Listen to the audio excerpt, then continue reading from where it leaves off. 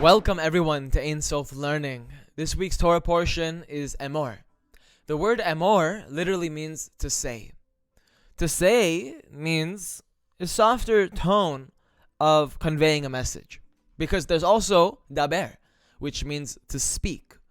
What's the difference between saying something and speaking? To say, that's softer tone, softer energy. Because the concept of emor comes from the side of chesed on the tree of life, which we know chesed is a softer, it's more compassion and right column energy. While the word daber, which means to speak, is a more sharp and harsher tone coming from the side of gevura, which is the left column energy, which is the column of judgment, or dinim, what we call in Hebrew. Now, I want to take us to verse number 10 of this week's Torah portion and look at the commentary from Rabbi Yaakov Abu Chatzera, who we call Abir Yaakov, in his book Pituchei Chotam, and what he has to say on this verse. And the Kohen who was elevated above his brothers, upon whose head the anointment oil has been poured, or who has been inaugurated to wear the garments, he shall not leave his hair unshorn or rend his garments. In the nation of Israel, we have three tiers of Jews. We've got the highest being Kohen, intermediate level is Levi, while the lower is called Yisrael. Now, there is a relationship of hierarchical difference between these three levels. Kohanim and Leviim are descendants of Aaron, while Israel refers to the nation at large, all the other tribes, which I'm part of. Kohanim are the priests. They are direct descendants of Aaron, the high priest, because there's a difference between the Kohen and the Kohen Gadol.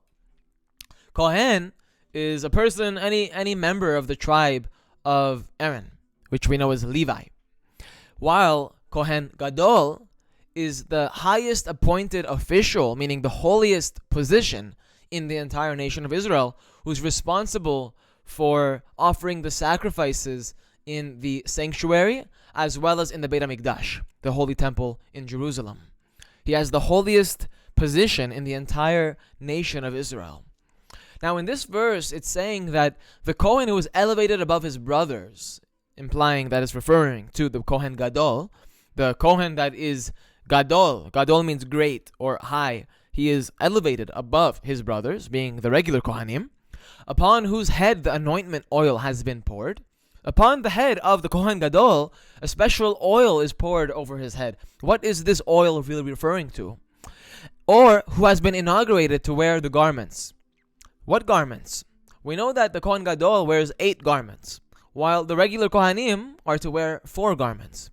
But what is it referring to on a secret level in this verse? And he shall not leave his hair unshorn. He's not allowed to leave his hair to grow out.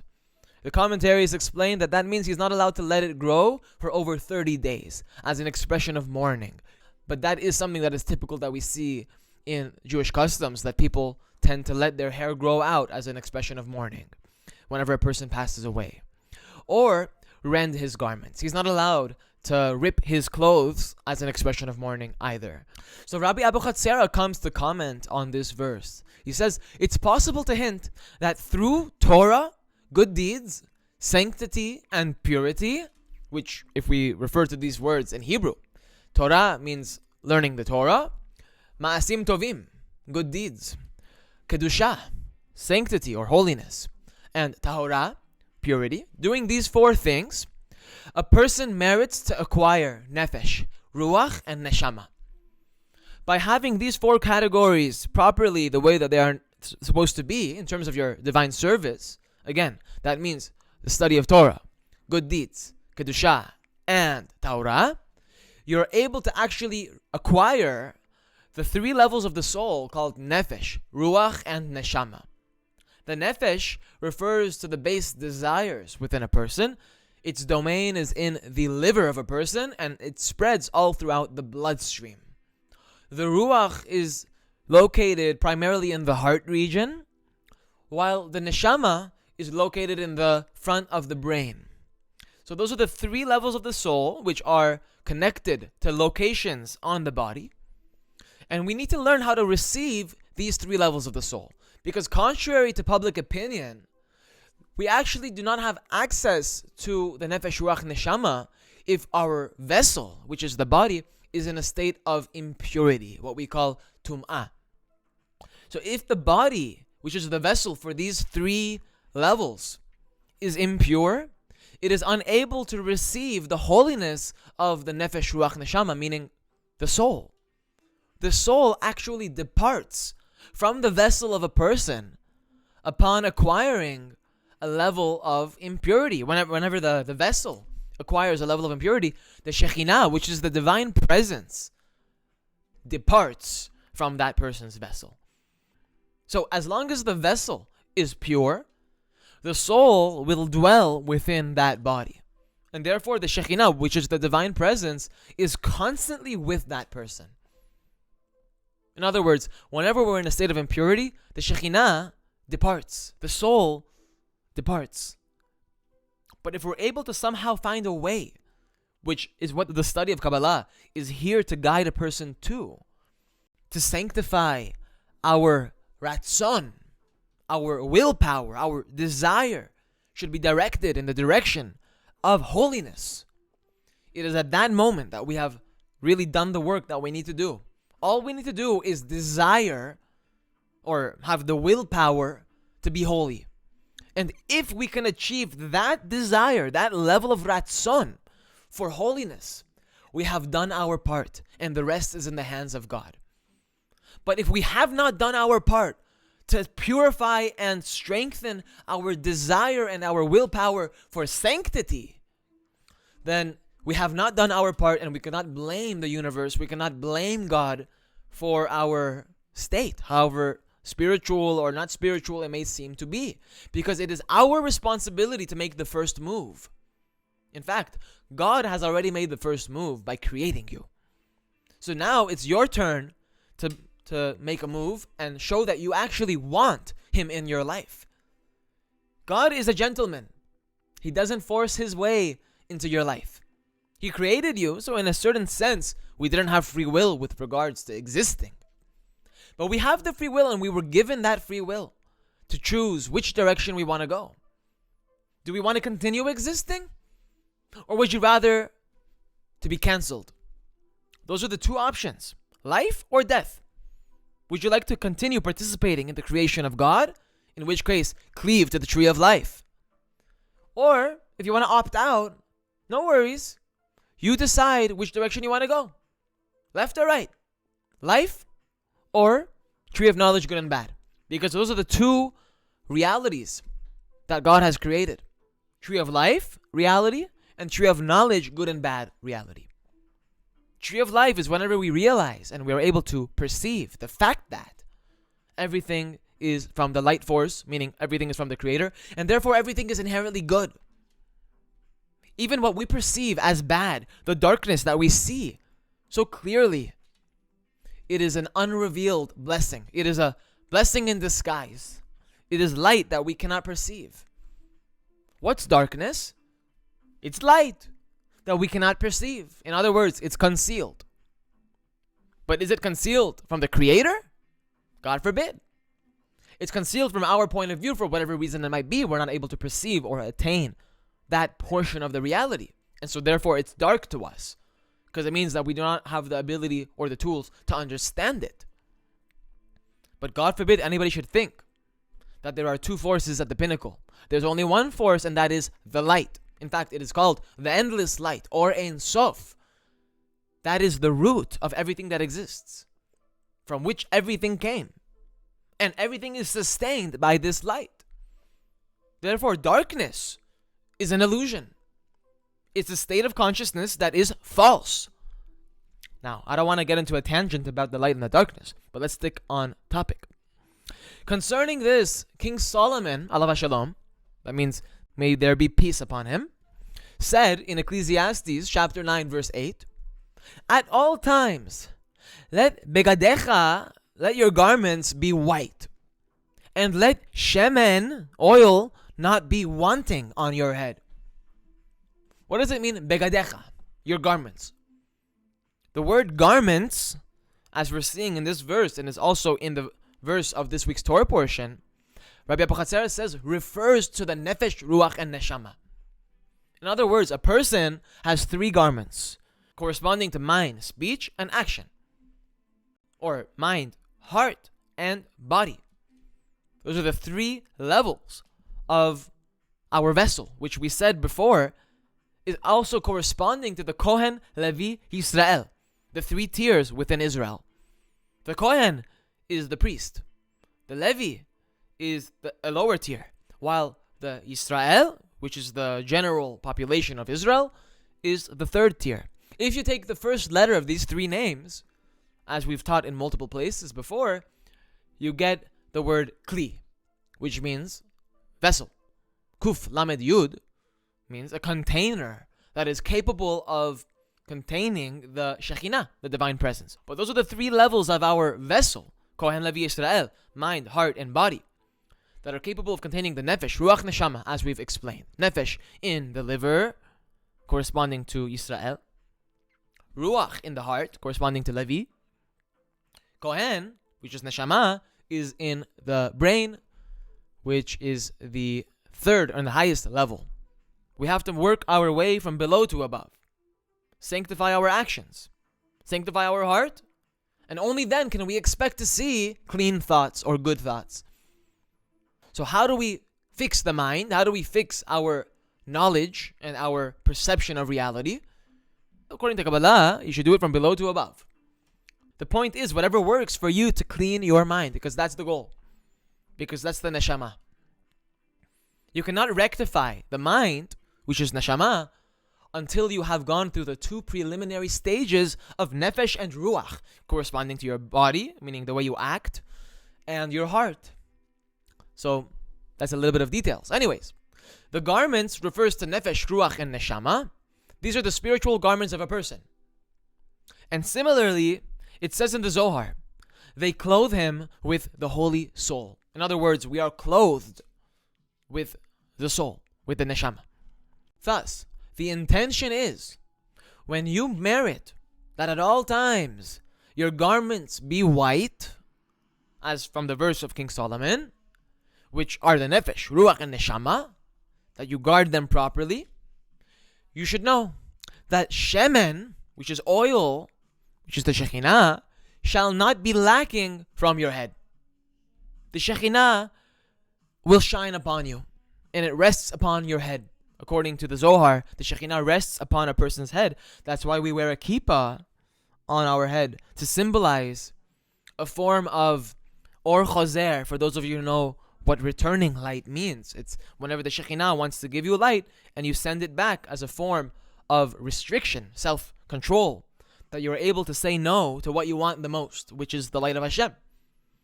But you can only receive the light of Hashem by letting it go. And that's a contradiction in many people's minds, but it's really not. The only way to receive is through giving, meaning giving it back. And saying, I'm going to wait until I have the right mindset to receive this light, meaning whenever my vessel is properly situated. When I have guarded my actions, my speech, and my heart, and my thoughts properly, only then do I want to really receive this light. Because until then, I'm in a state of impurity. And I don't want to degrade the light of Hashem by receiving it prematurely.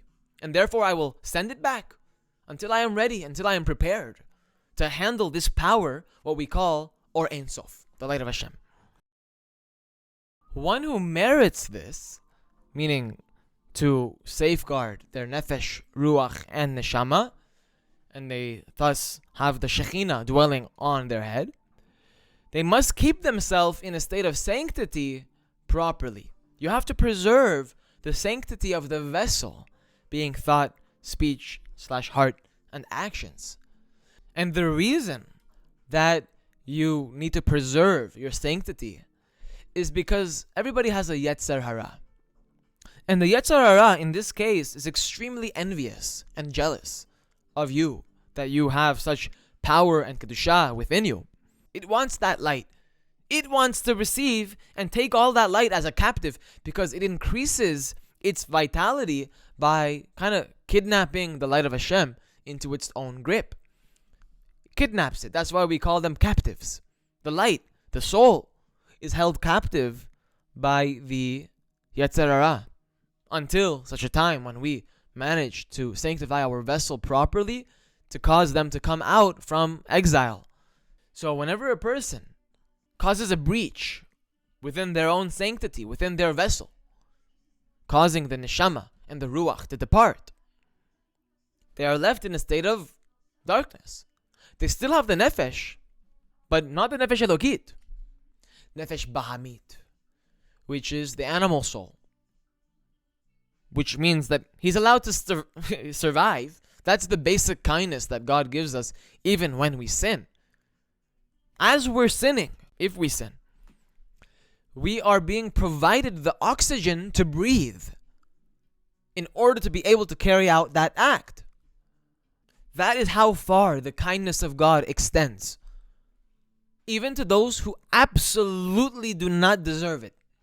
Even the wicked of the wicked, God provides them a heartbeat, giving them a chance, a choice, to return or to remain in exile. So let's take a look at the verse one more time. It says, and the Kohen, who is elevated above his brothers, meaning the Kohen Gadol. But the commentary that Rabbi Abu Chatzera is writing for us says that every servant of Hashem in holiness and purity is called a Kohen. Why? Because they have attained the level of neshama. As we've explained, Kohen refers to neshama, Levi, ruach, and Yisrael, that's nefesh. So he's teaching us from a Kabbalistic point of view, the concept of a Kohen goes far beyond just being a biological descendant of Aaron. It can also refer to a person that has acquired their neshama. So this verse is really coming to say, an ish chasid, a pious man that is greater than his brothers in Torah, gamilut chasadim, kedusha v'taorah, Torah, good deeds, sanctity, and purity. Through this, he merits until the anointment oil, which is the Shekhinah, is poured upon his head. Meaning, the Shekhinah, which is the oil, rests upon him. And what caused this to happen?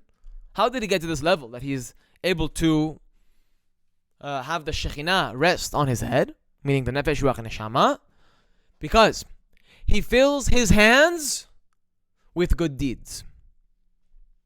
To fill your hands, that means to be occupied. That means to put your hands to work. Because the hands represent action. Wrap your tefillin properly, right? You gotta wrap your arm every single day. Use your hands to grab your talit, to put it over your head. I want to see you physically move. I want you to walk when you gotta go to shul. I want you to work for me. That's what Hashem is really saying. I need to see that you care. I need to see that you're fully involved, that I can trust you, that your heart and your soul are one in this matter of serving me. That's what Hashem wants to see. And when that's the case, the Shekhinah is poured upon his head. Those ma'asim tovim have caused a revelation of the Shekhinah, the light of Hashem, to dwell on top of his head, which we know is the Nefesh, Ruach, and Neshama, as we've explained. Since he has achieved this, he must be very cautious. That means, once you've attained the Nefesh, Ruach, and Neshama, that's when the Yetzer Hara comes after you, to try and get you to, head the opposite direction. Ma'asim ra'im, evil deeds, to cause the Shekhinah to depart from your head and leave it exposed, as the verse continues, to not leave his hair unshorn. That means he fills his hands with ma'asim tovim, causing the nefesh, ruach, and neshama to be clothed within him, and to not leave his hair unshorn. That means do not allow the Shekhinah to depart from upon your head and to leave it exposed and vulnerable to the klipot and the chitzonim which are coming for you. They want to rest on any place where there's no light, where there's no revelation. That's the makom for klipa, for impurity, for tum'ah. The verse continues. And he shall not come upon any dead bodies. Okay. He shall not defile himself for his father or his mother. The vessels and the beings that exist on the other side, they're called dead bodies. Why? Why do they have that terminology to refer to them? Because they are klipot, and klipot do not have any intrinsic vitality. They have no chayut within their own self. They depend on the light. You see, these negative forces, they are shells. They are skin on the fruit. They make you think that that's what you really want. You want this external, superficial level of momentary pleasure. Come in this direction. That's the klipot. Without you realizing that behind this shell, there is kedusha unlike anything you have ever thought possible. And you just have not experienced what that means. To be able to know the value of holding off from indulging into your lusts. For which, if you had waited and done the work, just as has been outlined in this wisdom, you would have been able to get an even greater level that is 300 times greater than what you thought you wanted.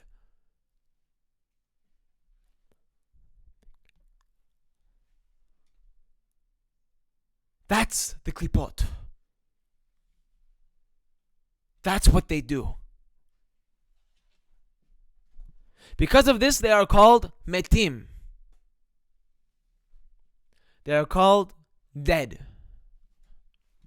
By leading a person to sin, they cause for the holiness and that neshama to enter their domain.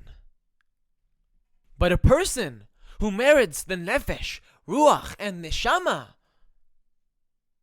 which is the holy levels of our own being, you're from the side of kedusha, and you are distinguished from the dead, which are sitra achra. He's from the side of life. The side of chayim. There are a few things that have that name, chayim. One of them is kedusha. Kedusha is life itself. HaKadosh Baruch Hu is also life. The Torah itself, that's life. Israel, life. The tzaddik, life. When it says hold on to the tree of life, it means hold on to any branch that you can find. Hold on. So such a person needs to be cautious. Not to do anything to cause him to draw near to the side of death, which is the sitra achra. For if he does so, he becomes attached to the side of death and separates from the side of life. In other words, his soul has to depart. And that great big vessel that he's built, he gets to experience it in the opposite, which means if there's no light there, then what remains is a concealment of light. But his vessel had grown so much because he was on a spiritual path and he was receiving such tremendous light. But it left from within his vessel. This is what he's left with to experience, that darkness. He chose it. So this is why it says, and he shall not come upon any dead bodies. These are the nefeshes, the nafshot, not nefeshes. These are the nafshot, which is the lowest level of the soul of the sitra achra, called pekarim metim, dead corpses. When it says he shall not come upon any dead bodies, that means he shall not do any sins, because of which he might come close to defile himself. For if so, he would distance himself from kedusha. And this is why it says, he shall not defile himself for his father and for his mother. His father meaning HaKadosh Baruch Hu, and his mother meaning the Shekhinah. So, in conclusion, one should be careful to remain in their state of holiness, that they will be able to remain there forever. That's right. You can preserve that state of connection forever. As long as you don't direct your heart in a wrong path and you stay connected to the tree of life. As long as you're connected in thought, speech, and action, you're on the right track. Even though we might go through ups and downs and our heart sometimes goes left and sometimes we fall down, but at the end of the day, are you getting back up? And if you are, you're at least on your path to the right path. That's at least a very big item to have on your shoulder, right? That is itself a responsibility. The path to the right path. But really, the whole thing is a path. There is no end. As we've come to really teach quite forthrightly on this channel, there is no end to how close you can become. Anyways, I hope you enjoyed this message and you took it to heart. Share it with your friends, and please subscribe, as I am attempting to expand the reach of this channel, and your likes and your subscribes and your comments and your sharing these videos does help it reach more souls, to kind of give them a tap and see if anybody wants to come along on our journey of Ein Sof Learning, as we are really heading in the infinite direction, because there is no end to how deep you can get into these concepts. And you can see them all throughout the world. You can see them in your life. You can see it in your relationships. So, yeah, thank you so much for watching, and I will see you in the next video.